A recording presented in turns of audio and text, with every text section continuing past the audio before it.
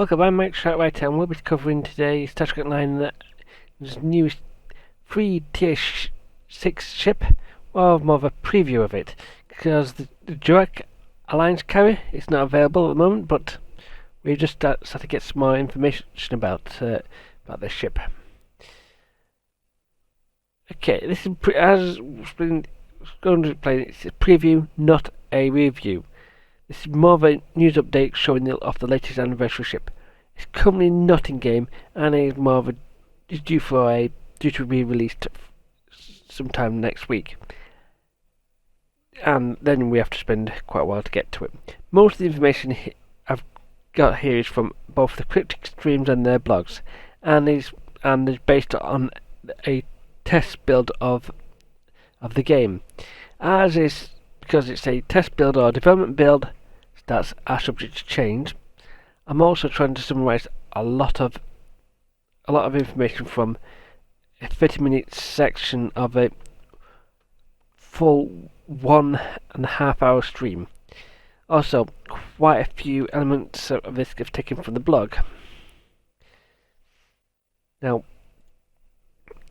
the Jarok Alliance carrier. Well, it's looking very nice. It takes a few things from the Federation and Roman parts of the Alliance. To earn this ship, you need to take part of the 12th anniversary event, which takes place between January the 25th to 24th of February. You need to earn, which as far as the blog post is telling me, which isn't telling me which number it is, so how many tokens per day, but it says 2, but we can earn up to 2 per day, which we could have, which will take probably take between 10 and 25 days to complete, as being the tops. Okay. Now, what quite a few people want to know is what the stats are like. So, I've managed to find some stats, and I've compared it to quite a few other science carriers, which also have similar stats built into it. Now, I've deliberately put the car fee more down to the fact that it's going to be the nearest to what a free-to-play player will be able to get hold of, as this car fee is now a cross-faction ship, which all players can fly, and the Jemadar Vanguard support carrier. Yes, that's I wasn't willing to tap that whole thing out in that box. Now, because the information is because we don't have the calculations done correctly, I believe the hull is 54,000 at level 65. I cannot confirm it or deny it because it's just been calculated. However, it has a hull mod of 1.2 compared to the car fees 1.15, and the Jemadars 1.25. It sits in the middle, and I'm not going to. As with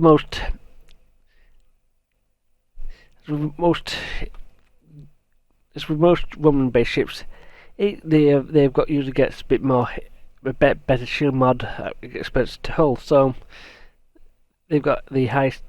Jarok's got the highest shield modifier of the two ships in this trio of the two ships, and what the Jarok and the Kathy have got some returning rate and impulse mod, but the Jarok can actually turn will be able to. It's slightly more grippier due to the fact it's got international rating is 35 compared to the Kafi or the Vanguard supports lower grip. All three ships have got an anti-antimatter warp core, no singularity core. So this is where the fun thing is. The Jarok's got a Lieutenant Tac, Lieutenant Commander Engineering, an Ensign Science Command, sitting a Commander Science, and a Lieutenant Commander Universal with a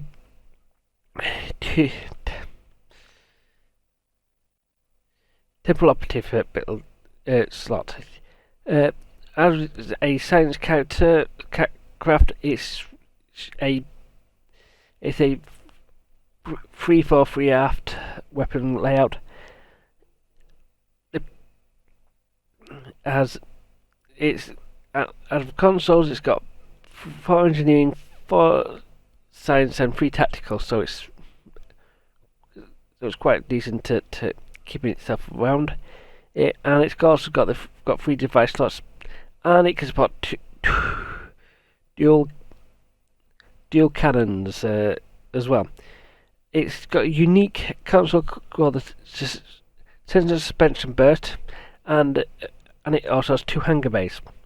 It's Starship Trace's backup shield batteries.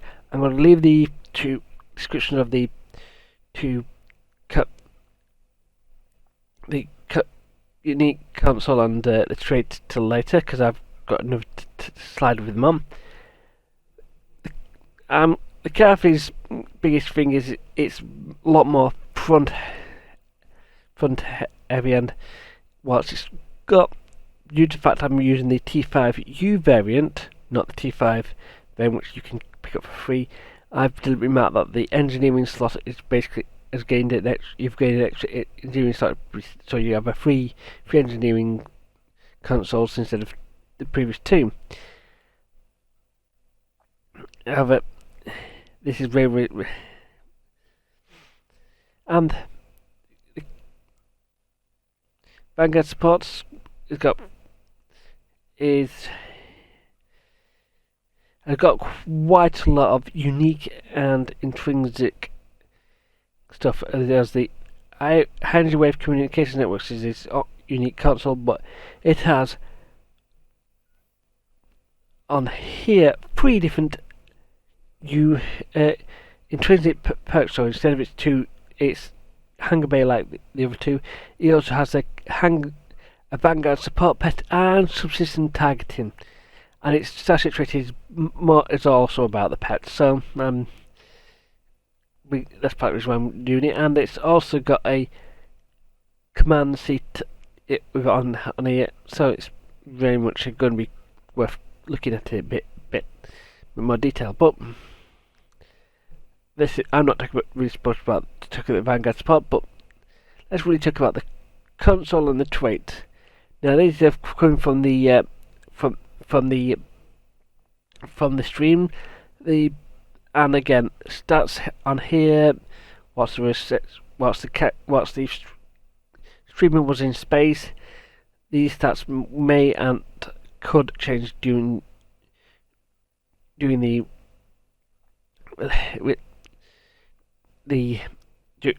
release, and I believe there is no icon for the backup shield batteries at the moment. So the console is sensor suspension burst and boosts critical chance slightly, and auxiliary power setting, which is brilliant for science ship. It has a team-wide placate and critical buff for pets. So to put it simply, your pets just basically get ignored for quite a while by most pet stuff, and all your friends get including your pets, get a 20% critical hit chance for 5 seconds. Very nice to start of midway through a strike against some stuff. And to your pets, you get a 30% critical hit chance for 20 seconds, and get ignored for a while for that 20 seconds as well. Now, as for the trait, is a backup shield boost batteries, which for every time you drain your every, every time you drain it, use a drain ability on your bridge officers, you build up a charge. Once your shields reach zero, you will expend a charge to fully restore that shield facing. But you can only store 4 charges and only get 1 charge back every 15 seconds. So it's a bit meh, in my opinion. But what I particularly like is that we've also got some new pets. So a fighter squadron, and this is just one of the dozens that your ship can be able to throw out. But as you can see here, you get micro anti-proton beam and pulse cannons, and they have the unique ability of having the focus assault 1 for the ones you've got, 2 for the advanced ones you get from the Delphian store, and 3 for your fleet stores. Yes, that's the biggest difference, is actually the focus assault powers. Now, going through the nearest ship is the cross-faction Carpi, and well, the Octad from 2020. Now, are the closest 2 ships I could find, which really are quite close in terms of stats and maneuverability and stuff.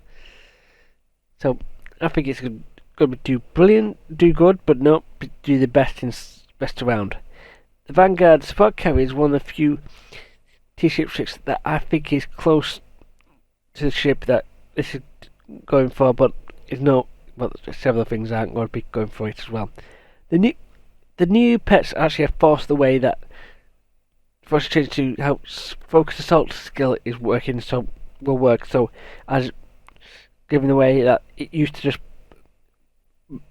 have problems with painting the same target again with focus assault, because it's the way focus assault paints the target, not if it in such and there's a buff goes on, and when you have six pets doing the same thing all at once, it does go a bit annoying, a bit harder to. And the console will make the pets last longer, do more damage, which was nice to have, but it may not be the best thing for pets. Now, the big question is it really worth going for? And the answer is yes. Worth it, really? Yeah. For a new player, this will be your first or one of your first T6 ships, and you get decent armor card. For everyone else, you get another 3 T6 ships for every character in your account, so very nice to have. And the big question some people have: can I really get it later? After the event is over, there is a possibility that it will end up in the finished prize pack by obtaining an epic token, which is very hard to do, and that only gets you that ship for 1 character. Not particularly it's quite expensive, so you could be forced to pay via the Mud Marketplace. Now, for limited time, usually with a little warning, a handful of previously available ships that appear in the Zen Store. The cost is often high, often more than what you would normally pay during the event, and we have little idea of when it will appear or for how long it will appear. Now, I will point out that I do recommend getting the ships even if you don't plan to fly it.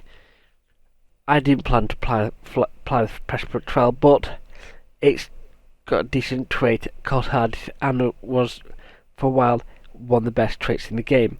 The Bajoran Interceptor, another another ship that's considered one of the best, got the best console in the game, and it's got and does really does very well. And then the Vision Corvette has got the best in-slot experimental weapon slot, which not for good for this ship, but it is one of the best experimental weapons if you want to use a escort. But let's be Mike Sharkwriter. I really want you to subscribe because, well, I'm going to be covering this ship in a couple of weeks' time. But you really should subscribe so you can find out when I bring out the review of this ship. Heck, I can even do a build or two. But it's been Mike Sharkwriter. See you guys next time.